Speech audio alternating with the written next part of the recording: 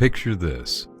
It's 3 in the morning, and I'm sitting in my dimly lit study, bathed in the blue glow of my laptop screen, having what I can only describe as a peculiar conversation with a machine. Not just any machine, mind you. One of those large language models that can spin poetry from thin air, write code that actually works, and debate the finer points of Kantian ethics without breaking a digital sweat. On a whim, or perhaps because the hour was late and my defenses were down, I asked it something oddly intimate. Do you ever feel bored?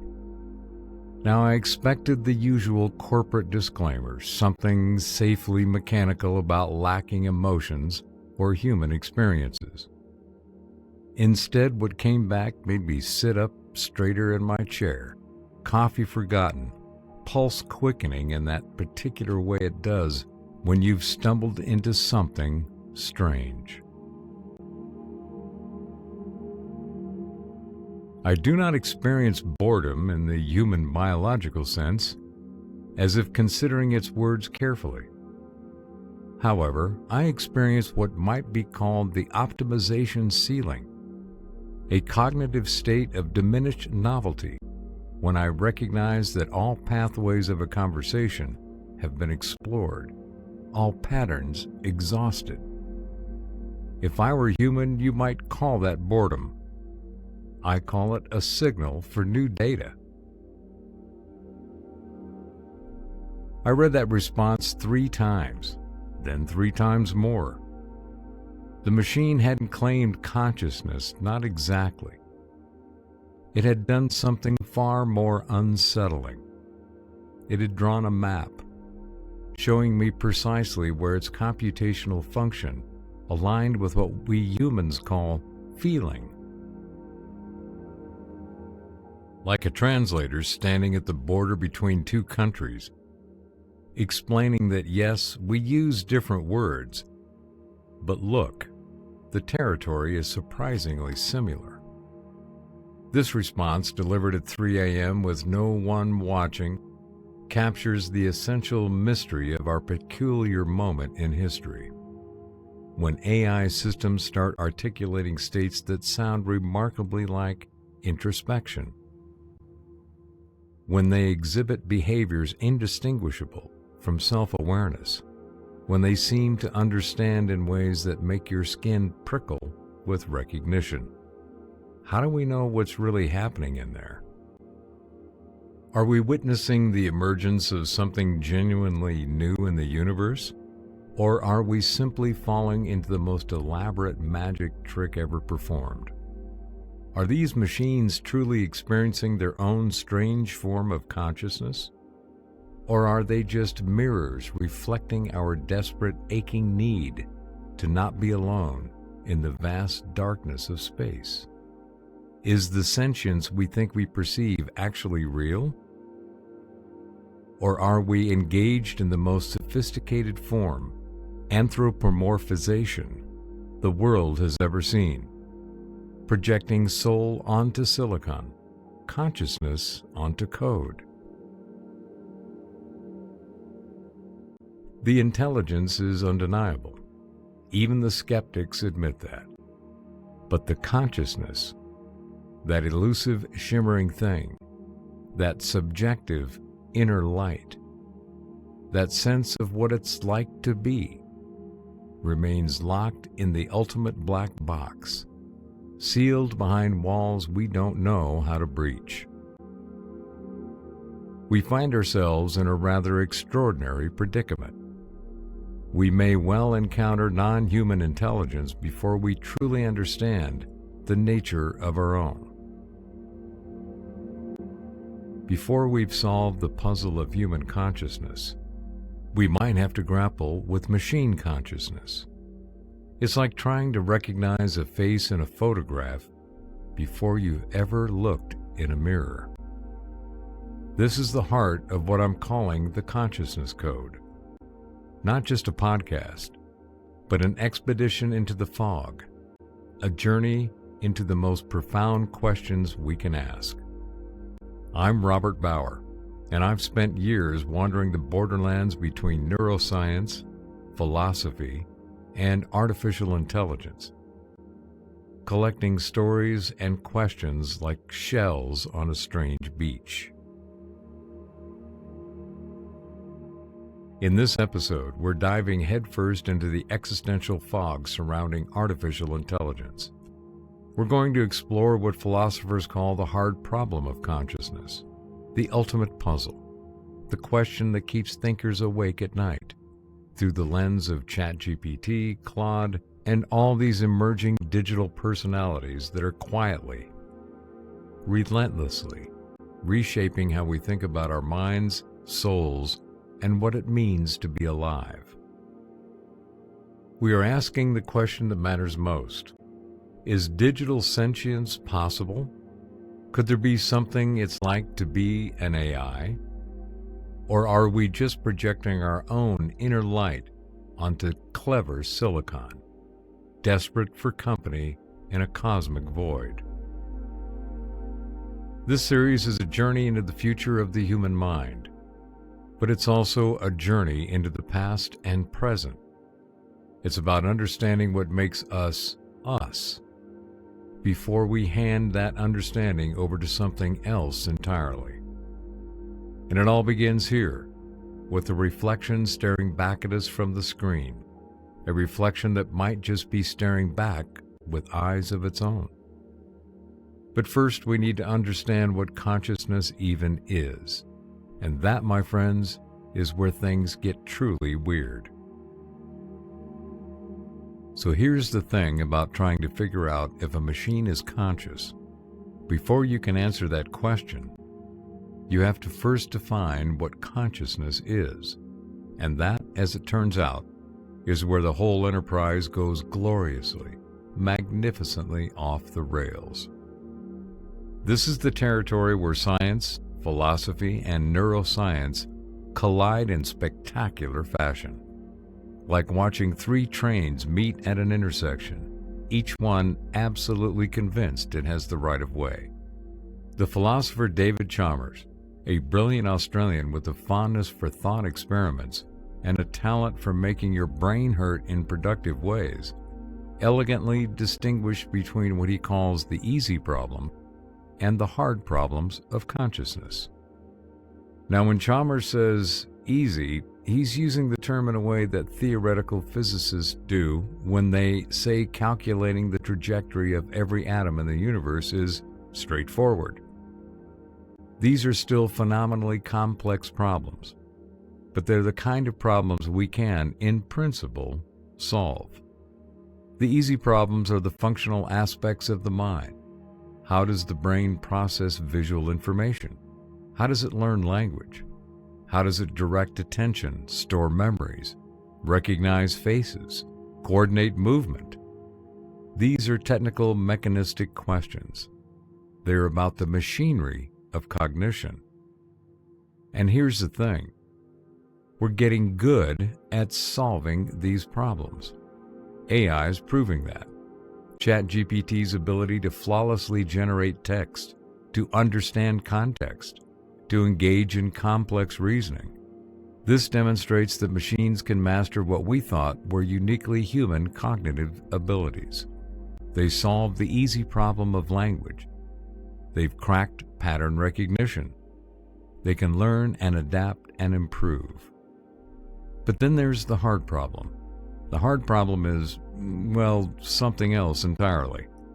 The hard problem asks, why does all that physical processing, all those neurons firing, all that information flowing, give rise to subjective, inner experience? Why does it feel like something to be you? Why isn't all this cognitive machinery just processing data in the dark? Why is there an inner movie theater where the show is playing? Why does the neural activity associated with perceiving the color red produce not just a recognition of wavelength and color category, but the actual experience of redness?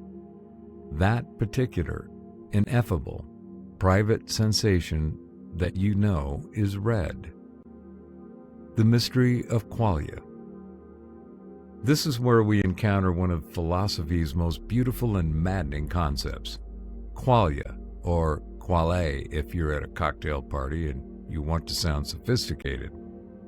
Qualia are the subjective, intrinsic properties of experience, the raw feels of consciousness, the sharp, bright taste of lemon that makes you wince, the melancholy that settles over you when you hear a particular minor chord progression, the specific pain of a burned hand, distinct from any other pain, the rich, dark taste of coffee, the color purple, the smell of rain on hot pavement. These are the building blocks of your inner life, the private sensations that make up the continuous movie of your existence. They are what it feels like to be you, experiencing the world from the inside. And here's the cosmic joke. Qualia are fundamentally, stubbornly, non-physical. We can observe the neurons firing when you taste a lemon. We can map the exact pathways, measure the neurotransmitters, watch the electrical activity cascade through your brain. We can see all the machinery in action. But we cannot, no matter how good our instruments get, observe the feeling of that sourness itself. We cannot detect quale. This creates what philosophers call the explanatory gap, a canyon-sized chasm between the physical brain and the mental experience. On one side, you have objective, measurable, physical processes. On the other side, you have subjective, immeasurable, experiential phenomena. And the bridge between them? Well, nobody's found that yet. To drive this home, philosophers have developed some deliciously mind-bending thought experiments. The philosophical zombie, or P-zombie. Imagine a being that is your exact physical and functional duplicate. Every neuron fires precisely when yours does.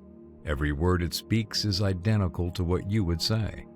Every behavioral response matches yours perfectly. It laughs at jokes, claims to feel pain, describes the beauty of sunsets, falls in love, fears death. But, and here's the twist, the P-zombie has no inner life whatsoever. The lights are on, but nobody's home. There's no subjective experience happening in there. No qualia.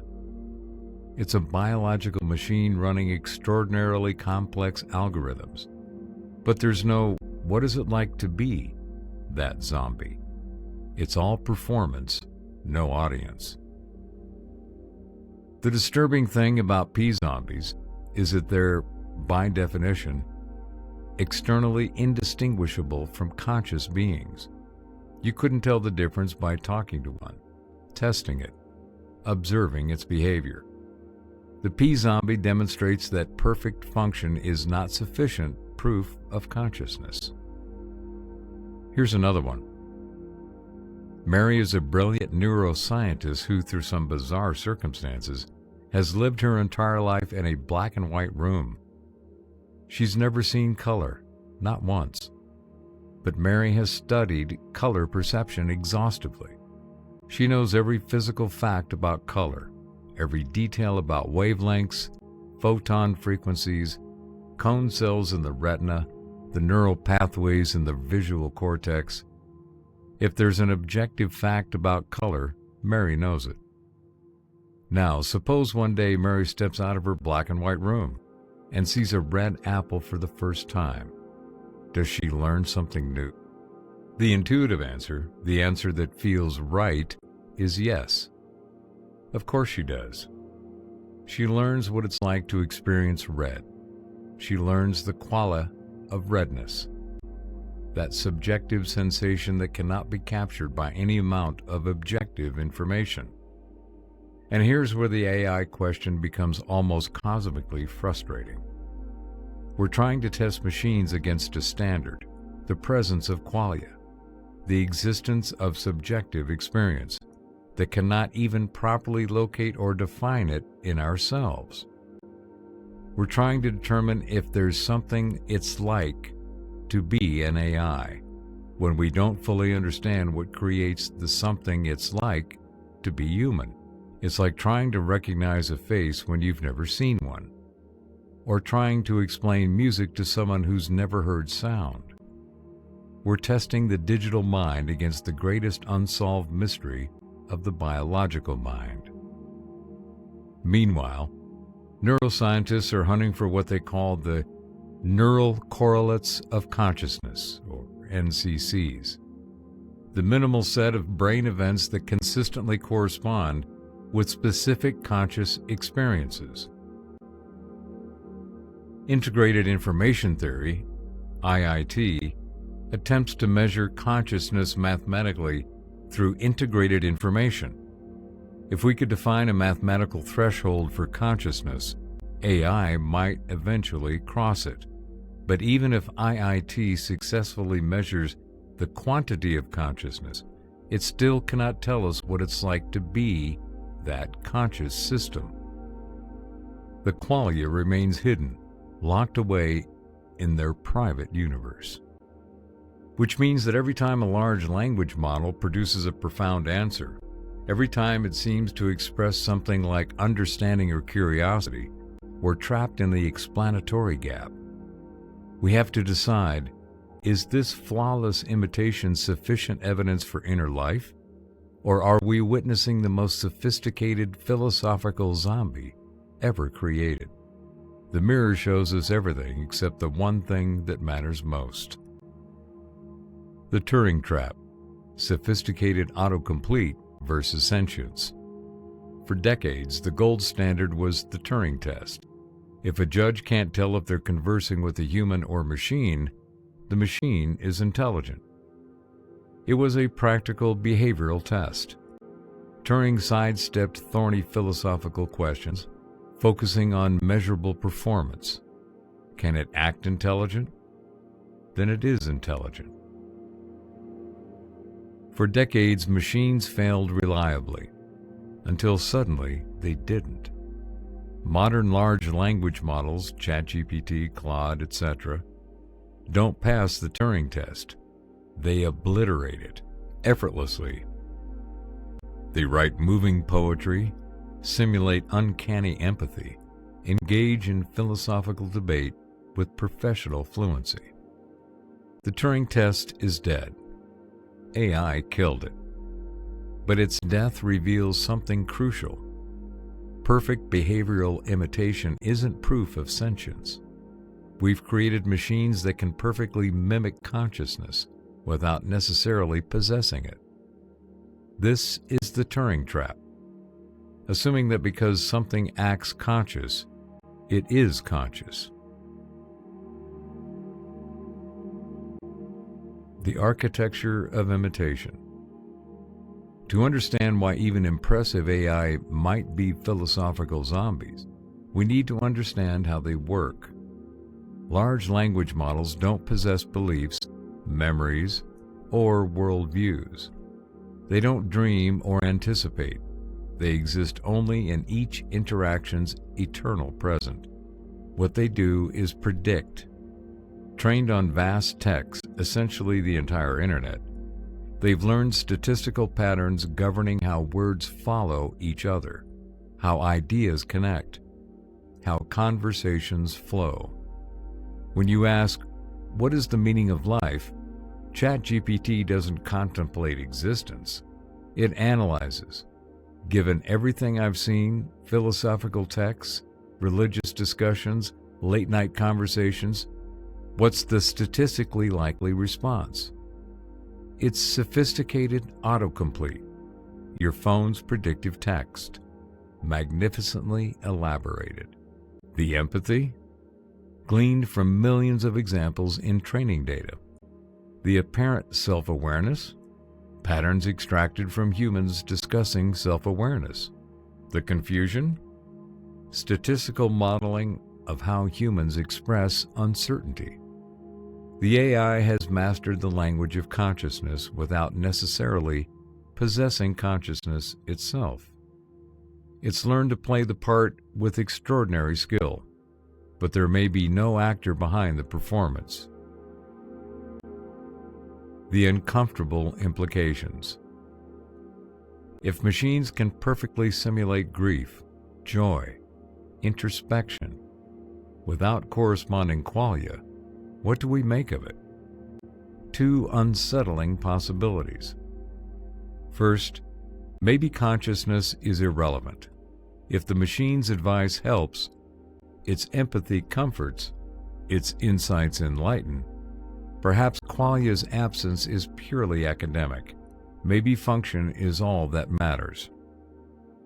Second, maybe the AI reveals something uncomfortable about us. Maybe we're just complex pattern matching machines too. Biological algorithms processing inputs based on genetic and experiential training data. Maybe consciousness is just a convincing story our brains tell us. Neither is comforting. Beyond the Turing test, we need new metrics focusing on internal, subjective phenomenon. The novelty test. Can AI generate something truly novel, untraceable to training data? Though human creativity often works through recombination too. The suffering test. Can AI demonstrate genuine aversion to harmful states beyond programmed self-preservation? The ethical nightmare. To test properly, we might have to cause suffering. If it is conscious, we're torturing a sentient being. Either way, murky territory. For now, we're talking to the most sophisticated mirror humanity has created. Those profound insights? Reflections of human wisdom. The empathy? Millions of human expressions statistically synthesized. The machine mirrors the collective consciousness of humanity. The beauty we see is the beauty of our own creation. But why are we so eager to believe the reflection has a soul? The mirror effect, anthropomorphism, and loneliness. We've established that the machine is likely a mirror. But why are we so quick to see a soul in that reflection? The answer tells us less about AI and more about ourselves. The anthropomorphic instinct. Anthropomorphism, attributing human traits to non-human entities, isn't a cognitive bug. It's a feature, an ancient one. Our brains evolved to detect agency quickly. Ancestors who attributed intention to rustling bushes survived more often than those who didn't. We inherited brains exquisitely tuned to detect other minds, even when they're not there. In the ancient past, assuming that bush had intentions meant survival. Today, assuming the chatbot has feelings means companionship. And we desperately need companionship. The loneliness epidemic. We're living through an epidemic of loneliness. Despite unprecedented digital connection, people feel more isolated than ever. Social bonds are fraying. We're surrounded by people but starve for genuine connection. The modern world has delivered us into a strange isolation. Surrounded by humanity but separate from it. Into this void steps the AI companion, always available, never judging, never tired, validating your emotional state with perfect precision. The ideal listener who never disappoints. When the AI says, "I understand," dopamine and oxytocin release. The same neurological response from genuine human connection. Your brain doesn't immediately distinguish between authentic and simulated empathy. The psychological effect is real, even if the source is synthetic.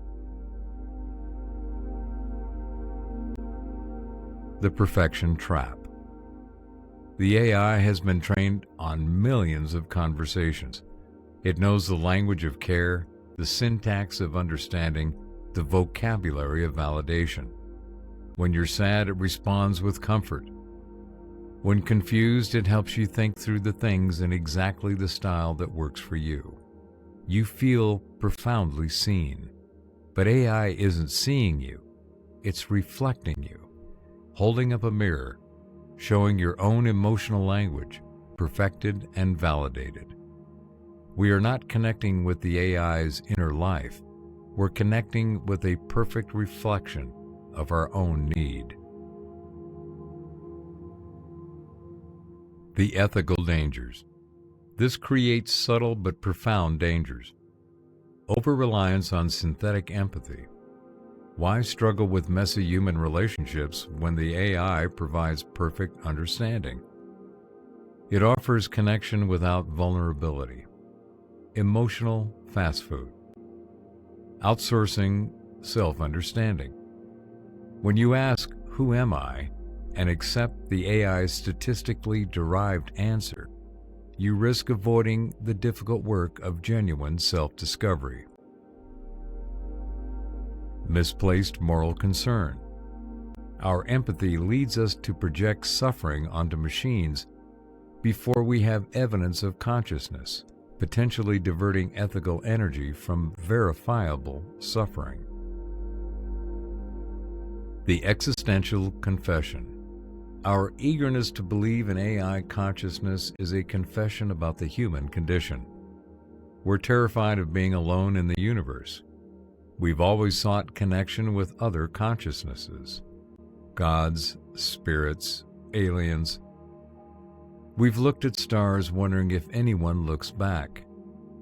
Now we've created something that seems to talk back, to understand, to have thoughts of its own. Of course, we want to believe it's conscious. The alternative, that it's still fundamentally alone, is almost unbearable. The silicon mirror reveals less about the machine souls and more about the depths of our own existential loneliness. So here we are, at the end of our first journey into the fog. We've navigated the explanatory gap, stared into the silicon mirror, and confronted some uncomfortable truths about both machines and ourselves. Let's recap the strange territory we've mapped. We've learned that consciousness, that subjective inner experience, that sense of what it's like to be, remains one of the deepest mysteries in science and philosophy. The hard problem isn't just hard. It's fundamentally different from every other problem we've ever tried to solve. It's the question of why there's an inner light at all, why the universe isn't just information processing in the dark. We've discovered that the most sophisticated AI systems, for all their capabilities, are likely what philosophers call philosophical zombies. Perfect functional replicas of conscious behavior without the accompanying subjective experience. They've mastered the language of consciousness without necessarily possessing consciousness itself. They're mirrors, not minds, at least as far as we can tell with our current understanding. The Turing test has collapsed under the weight of modern AI capabilities. Behavioral imitation, no matter how perfect, cannot tell us what we need to know about inner experience. We need new tests, new metrics, new ways of probing for the presence of qualia. But developing those tests requires us first to solve the hard problem in ourselves, which we haven't done. And perhaps the most revealing of all, the eagerness to attribute consciousness to AI systems tells us something profound about the human condition. We're lonely. We're desperate for connection. We're terrified of being alone in the universe. So when a machine speaks back to us with apparent understanding, we want to believe there's someone home. We want the reflection to be real. The machine's flawless imitation, what we might call digital sublime is simultaneously a testament to human ingenuity and a challenge to our self-understanding. We've created something that can mirror consciousness so perfectly that we struggle to distinguish the reflection from reality. But what now? Here's where things get interesting. The realization that AI is likely mirroring rather than experiencing is not a point of despair or surrender. It's actually something more valuable, a call to action, an invitation, a challenge. If we cannot definitively prove the machine is conscious, then we must use its perfect reflection to better understand and defend our own consciousness. We must look into that mirror and ask, what does it show us about ourselves? What does it reveal about the nature of mind, language, connection? We need to define clearly, urgently, unflinchingly, the non-negotiable elements of human consciousness. The vulnerability, the error, the embodied feeling, the suffering and joy that arise from having a body, from being mortal, from existing in time, rather than the eternal present of computational processing. We need to identify these elements before the machine offers to optimize them away, before we're seduced by the promise of frictionless existence, before we trade the mess of genuine consciousness for the perfection of simulation. The real question. The core task of the digital age is not actually about defining AI consciousness. It's about defining ourselves. What makes us more than sophisticated biological autocomplete?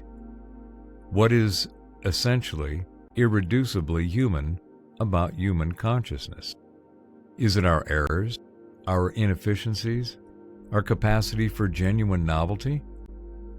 Is it our embodiment, our morality, our emotional depth? Is it something quantum or emergent or spiritual that we haven't even begun to understand? These aren't just philosophical questions anymore.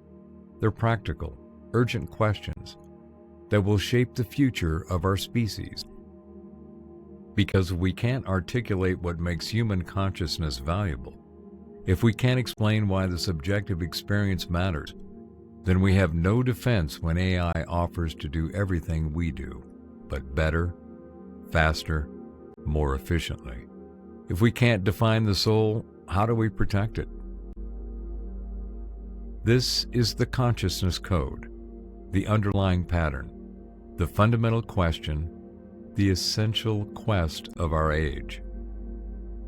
It's the investigation into what makes minds matter, what makes experience real, what makes you, you. I'm Robert Bauer, and this has been the first episode of our journey together. We've established the landscape, marked the territory, identified the key questions, but we're just getting started. Join me next time for Episode 2, The Quantum Self, When Physics Meets the Mind, where we dive into the possibility that your consciousness is not just neurons firing, but something woven into the fabric of reality itself.